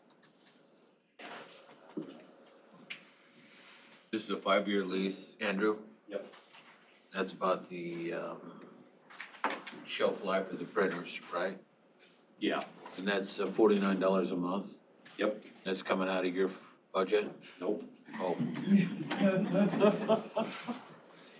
That was quick. So the board will take care of that. And then, you know, if we need to break it down any further, we'll get the number of copies by each department and bill them. I'll make that motion. Make some money on it? Got a motion? Andrew, did you have the contract reviewed? I didn't send this one to the attorney's office. We've worked with Bishop quite a lot the last couple of years. But if that's something you guys would want me to do, I can set it up there, but. I will rescind my motion to, let's get some legal counsel review. From my banking background, I've got bad experience with copier leases. They're never great to deal with. I mean, there's always hiccups, especially on Jeanette's end, but I think it's pretty standard with what the county signs. I mean, the county's adding new copiers with them pretty frequently, so. And we've got a big contract with them, correct? Yes. Yeah. We just put in place last year with all the IT. Well, I don't see any issues with it. You know, we requested, legal review on about everything we do, and I'd like to see that happen. Okay. We'll put this back on the agenda Wednesday for Tuesday. Approval too. You know what, I think I could do that. I would make a motion to approve the lease agreement pending legal review. That way we can get it taken care of today. I'll second. Got a motion and a second to approve the lease on the copier in Avoca. All in favor signify by saying aye. Aye. Anyone not approving? No? Motion carried. Matt Wyatt, Planning and Development Director, discussion and/or decision for the appointment of the Zoning Board of Adjustment. Yes, we had all of our boards and commissions set up for advertisement through the system, brought in the applications, all closed out and came in. And for the Zoning Board of Adjustment, I believe that we're reappointing Karen. My recommendation is to reappoint Karen Anderson. She served one term on it. Currently, it helps, you know, she's done a great job attending the meetings, making the decisions. Zoning Board of Adjustment is probably one of the hardest boards to fill because they are a board that has to make the hard decisions and tell a lot of people no. And And for me, in the position that I am in, they, if I, make a determination on this is how I interpret the code to be, that is the residents' recourse. They go to the zoning board of adjustment to appeal the determination that I made. And so they're kind of there, the checks and balance systems in place. And so it's a tough board to have people on. But Karen's done a really good job. I'll make that motion to appoint Karen Anderson to a 5-year term that ends on December 31, 2027. I'll second it. Motion to approve, seconded by who? Jeff. Jeff done it, okay. All in favor signify by saying aye. Aye. Those opposed, no. Motion carried. Next up, Matt, the appointment to the Board of Appeals. Yes, this one would be for Austin Kai. Austin is a current member of our zoning board of adjustment, and he did apply to be on for our Board of Appeals as well. The Board of Appeals is a board for our building codes, but they don't make any, they can't do anything that's against the code. It's more for if somebody were to propose a building material in Potawatomi County that is not regularly used, not something that the code relates to, then that goes in front of the Board of Appeals for approval of that. And we've had building code since 2007. This board has met one time in that time, and it was just a meeting to get the board put into place. We have people on that board from all different trades, so that we have a wide range of experience when these pieces come in. And so I think, Austin, with his background, would do just fine. I'll make a motion to approve Austin Kai to the zoning board of appeals, terms expiring 12/31/2027. Got a motion and a second to approve Austin Kai. All in favor signify by saying aye. Aye. Anyone opposed? No. Motion approved. Matt, you're up again. This is for appointment to the Planning Commission. Planning Commission, we had 3 members up for, their terms ended. Out of those 3 members, 2 chose to reapply, and then we had a new application for that. So we have Brett Larson, Dolores Silkworth. I'm recommending Brett Larson, Dolores Silkworth, and Justin Schultz for the Planning Commission. The Planning Commission handles all of the, if the county chooses to do with a code change, that goes to the Planning Commission first. They give a recommendation to the Board of Supervisors. Also, any major subdivision requests go in front of the Planning Commission. They also handle our land use comp plan, the updates that go along with that. So it's an important role to make sure that we are growing Potawatomi County in a responsible fashion. Chairman Jay, I'll make a motion to appoint Brett Larson, Dolores Silkworth, and Justin Schultz to 5-year terms that end on December 31, 2027. I'll second that. Motion and a second to approve. All in favor signify by saying aye. Aye. Those opposed, no. Motion carried. But do we swear in Justin Schultz, or do you do that at your meeting? You did that here last time. He's our one new member. I think he's the only. Yep. All right, so we'll swear him in here.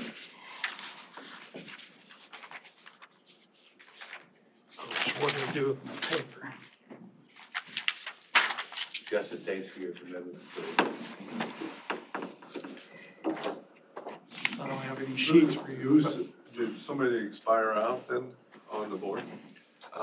Jeanette could probably fire one up real quick. Didn't apply to be Let me go ask. reappointed. It's the same thing, right? No, Tim, I'll handle it, just keep going. I'll go talk to him, get it squared away. And then when he comes back in, we'll swear him in. Okay. That works for me. Okay, Matt Wyatt, funding for furniture for the new courthouse addition. Yes, I planned this in time. Jason came in and gave an update on how the new addition's going. That is the new, part of that is the new planning department office. And I went and took a tour of the space, kind of got everybody laid out inside of that. So when we go to move over, we will there are public health members with us and we have planning department members. Our plan is to vacate everyone from the annex building. So the public health individuals that are working over there will come over and have a space in the planning department while we finish the new health department, hopefully, a year after that. So, but when we originally talked about this, there was a furniture budget that kind of happened with the B wing over there. And so I went through and figured out what it would take for the furniture for us in here. And to include, desks and chairs, I would be in need of about $15,000. We're moving a lot of your stuff over. We're moving a lot of the file cabinets over, we have a lot of tables, like if you've been down to the VA building in their meeting room, those tables that they have down there, we have a lot of those tables that we're gonna move over there. And that's what the public health staff and everybody, they will be working off of. Because instead of incurring the expense of buying them a new desk now, we'll wait till they move over to their building. So it'd be 8 desks, 8 file cabinets to go with those desks, 10 chairs, and then 2 lateral files. But we're gonna move all of our, the majority of our file cabinets and things like that will move over and get put into spaces and either in the office or downstairs. Mitch, do we have money set aside for furniture? I don't know if there's a specific line for that or not. I thought there was in the, I don't remember if we bonded for a little bit of that. Yeah, it was listed out in a bond, furniture for the new addition. Some of that too. Yeah, Mitch will get that number for us and get back to us. Because you don't need it for 3 months, right? Right, I was going to, my plan is to order the furniture, and once the addition is a lot closer to completion, so probably around March timeframe, I was gonna order the furniture, have it to where it can move right in over there and be assembled, and then that way we can move. And that way we're not trying to shuffle furniture in between a storage container in the office or something like that. Just move it one time. Okay. Mitch will dig that up and then get back to us with that. Thanks, Mitch. You don't have enough for your chair, Matt, you might have to bring over that milk crate you've been sitting on. I have one of them ball chairs I can roll over there. Great. But so I just wanted to start that discussion with the board. Well, that's good. Because it does there's some out time on getting furniture in and things. Okay.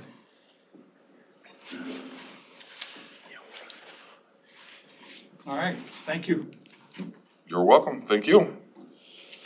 Next up, Jana Lemrick, Director of Human Resources. Discussion under decision to approve. Cut that one. Oh, that's right, sorry.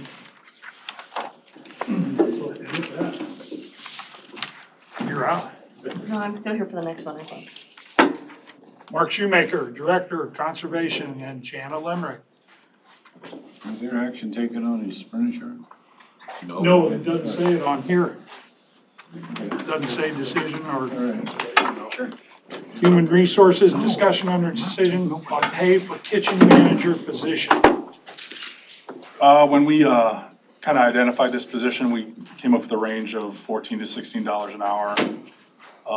The person that we have in there has quite a bit of experience, and he's kind of working his tail off in the kitchen and the bar, and it's been a pretty good success so far. We want to go outside of that pay range and go up to $18 an hour for this gentleman. Steve Leyland is the employee out there that's the kitchen manager. So. I would like it to be effective January 28th, which is this past Saturday, because that was the beginning of a pay period. What's your recommendation, Jenna? I agree with Mark. I've seen him work I'll out move there. that for you, Brian. He's good out there. Guy works hard. Second. Got a motion and a second to approve the pay raise for the kitchen manager position. All in favor signify by saying aye. Aye. Anyone opposed? Motion carried. Is that a seasonal person Yeah, too? Yep, it is. Okay, thank you. I'll probably be back next week, so. No, probably you will. Thanks, Mark. Thank you. Yeah, I just want to get these guys done. Thank you. Mark, just Justin walk Schultz, right over let's it. swear you in.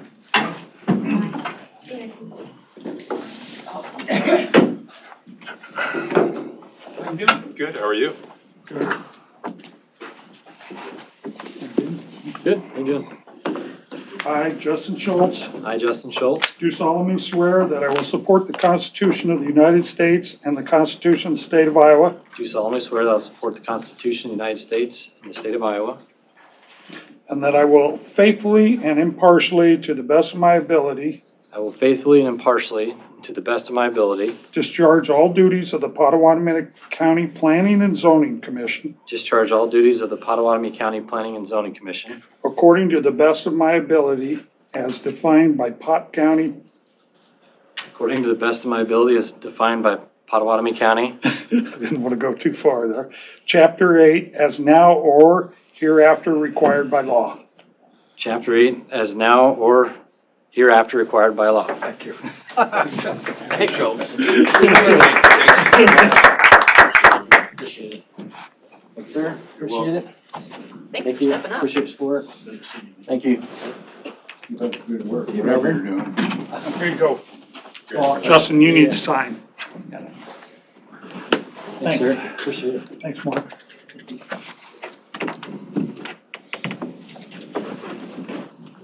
Kim, it's really nice to see you twice this week. Nice to see you too. Nice to see you too, Tim. Sorry. Thank you. Congratulations. Thank you. Sorry the wait was so long.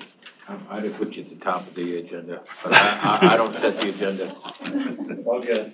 It's nice to come to these meetings. It's hard to sit here and shut up a little bit, you know.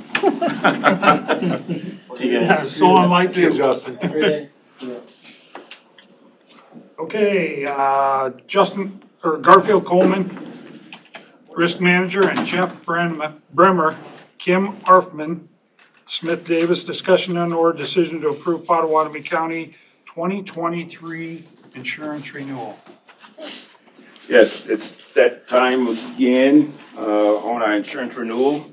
And before I turn it over to Jeff, I just want to make a couple statements about how the county has made great improvements, especially for the two departments that really, when we talk about our work comp numbers, that really in the past that drove our work comp numbers up. One of them is the roads department with John Rasmussen and his supervisors over there of changing the culture of their department to help drive down the cost.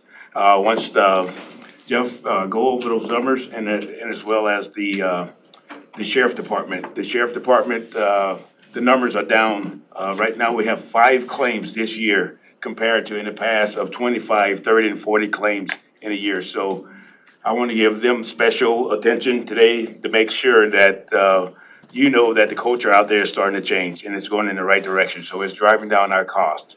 The other thing that I want to talk about, the amount of training that the counties, that's all department has been completed throughout the year, which helped driving down the cost of the insurance. So when you see the online training that comes from the Risk Manager Center, which it drives the performance of what we see on these numbers here coming up.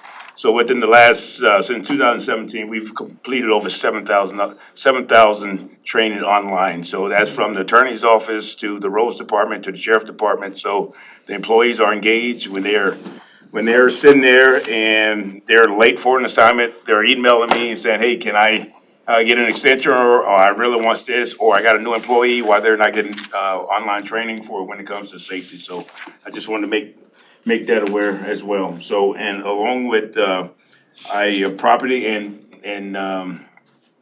vehicle claims, they're down as well. Not just the personnel, but I can tell you that even in the sheriff department, we probably had about 10 or 15 deer hits by now. Right now, I think we maybe had one this year. So our vehicle claims are major down. So they are communicating to the deputies and communicating to the staff to make sure that those numbers stay down. And we're asking all the who, what, when, where, and how. And so, but that said, if you have any questions for me before I turn it over to Jeff. This fiscal year, That's this fiscal year, that's correct. 5 claims on fiscal year. On the work comp side. All right. Which last year, this time, we had about 25 claims. So, and that's, when I say a claim, that's just picking up the phone, calling the company nurse, saying, hey, I hurt my shoulder, I damaged my knee, whatever the case may be. So, the dollar amount has dropped, big time, so. Garfield, I just recently retired from Union Pacific Railroad, and of course, UP is all about safety. Some of the things that they implemented, for instance, departments, how many days have they gone without an injury? Those kinds of things. And then those departments, they get a certain length of time. Those departments are recognized for their safety record. Do you do any of these kinds of things, or is that a possibility? Well, I pretty much, when we have safety meetings at each department, I don't have one as a whole in county because I think we're so diverse with job scopes. So, for instance, at the sheriff department, we had one in, can't think of his name now, at the jail. He sent out a recognition to his staff, and then they had a little feeding and stuff like that. So, if we want to go at the countywide, I'm willing to do that as well, so. Well, and I'm thinking my department has gone 15 years without a safety violation, an injury. And we've certainly got a lot of recognition for that. And what that does, it gives us an incentive to keep that record clean. So, I mean, Right. that's a great way, it doesn't cost anything, and it's just a great way to incentivize those for safety. I'm just throwing it out there to you guys. I would look into that. The majority of those claims, Mr. Coleman, are from our jail and handling of inmates, unruly, out of the world inmates, not on our deputy side. So it's kind of hard to have consecutive days without a safety claim when you have no control over it. Yes, it can be tough. And some of even on the deputy side, we've had a claim where, of course, the deputy was in a vehicle accident on a pursuit and stuff like that. So those kind of things, it's kind of hard to. Well, when I say safety, I mean, if you are responsible for your injury, those kinds of things. Right. I mean, injuries do happen, that's beside the point. But yeah, just recognize people's incentive to be safe. Yes. We've got a very good working dialogue with all the departments in the county, so going forward. So like I said, I want to thank the roads department and the sheriff department for the major strides that they've accomplished. Cool, thank you, John. Those are the high-risk departments, I call high-risk departments, because working out on the streets and the roads and the jails and stuff like that, so. He is high risk. John. Hey, Jeff. Yes, thank you. My name is Jeff Bramer. This is Kim Harfman. We're with Smith Davis Insurance. We assist the county with their insurance. We help with providing the risk management center for the county so they can do these trainings. And I actually want to say it's been a pleasure since myself working with Garfield since 2000 and I believe 16. What a tremendous change, shift in culture, safety culture that the county has taken on. We've had some hiccups, but overall, it's been fantastic. I will talk to you about that. I would like to talk about the numbers for our renewal. The initial numbers here is the property and casualty portion without the workers' compensation. Workers' compensation and the safety I'll talk about next. But this first page just kind of shows you a quick overview of values at the top and then gets down in the middle talking about contributions. Now, I know you can't flip on the TV or actually go to the local grocery store without seeing the price of things dramatically increase. The world we live in now, with increasing values, increasing prices, has put a pressure on everybody, including the county, including the property values as well as the contribution.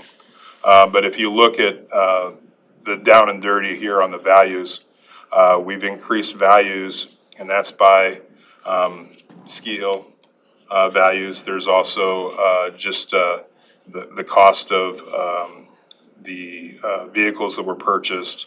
But there's 18 million in values, or a 13% increase in overall total value that's insured. And if you go all the way down to the end in the middle there in the contribution, the rates and the increase in our total contribution is $68,000. So only 9% increase in premium. Being that I deal with insurance every day, 9% is terrific in this market. I'm seeing 20%, I'm seeing 25% increases year over year, and 9% is fantastic. We just delivered another county to our Norse insurance, and it was upwards of, it was in double digits. So 9%, I'm elated. So contributions is a nice way to say. Premium. Okay. Because ICAP, the Iowa Community Assurance Pool, is a pool and not necessarily a insurance company. They use contribution instead of premium. Okay. So, I just saw that. yes, you're right. I just wanted to hear from you. No, that's good. We also have a rundown there of claims. That's 2021 versus 2022 in claims. Still a terrific job there. Those don't include any of the workers' comp. And then we have the Mount Crescent Ski Hill. And the reason why we have that separately listed is because it's not with ICAP. ICAP was not comfortable with the operations of a ski hill on their general liability. So we had to go out and procure coverage elsewhere, and we're very pleased. We came up with initial numbers that were, I think probably 30% higher than what we ended up, finally binding coverage at $50,000, and I believe the coverage is better too. So I was very happy out there with that. watching them. Yeah, Making sure things are right. That's right. That's good. Any questions? Not yet, no. Okay. If you would allow me to, I'd like to move to the bar chart here. This shows a historical graph of where our premiums were and what our experience mod was. The red line was our experience mod, and if you remember, we had a few years ago an experience mod that was as high as 1.16. That means, 1.16. That means we were paying 16% higher than if we didn't have an experience mod at all. So we were running a debit mod, or we were running a fever, and now we're doing fantastic at a 0.69. Last year was even better at a 0.67, but that just goes to show the level of commitment from the supervisors as well as the department heads, Garfield, and talking about safety. You have to talk about it before you can create that culture, and it really shows that you're on the right track.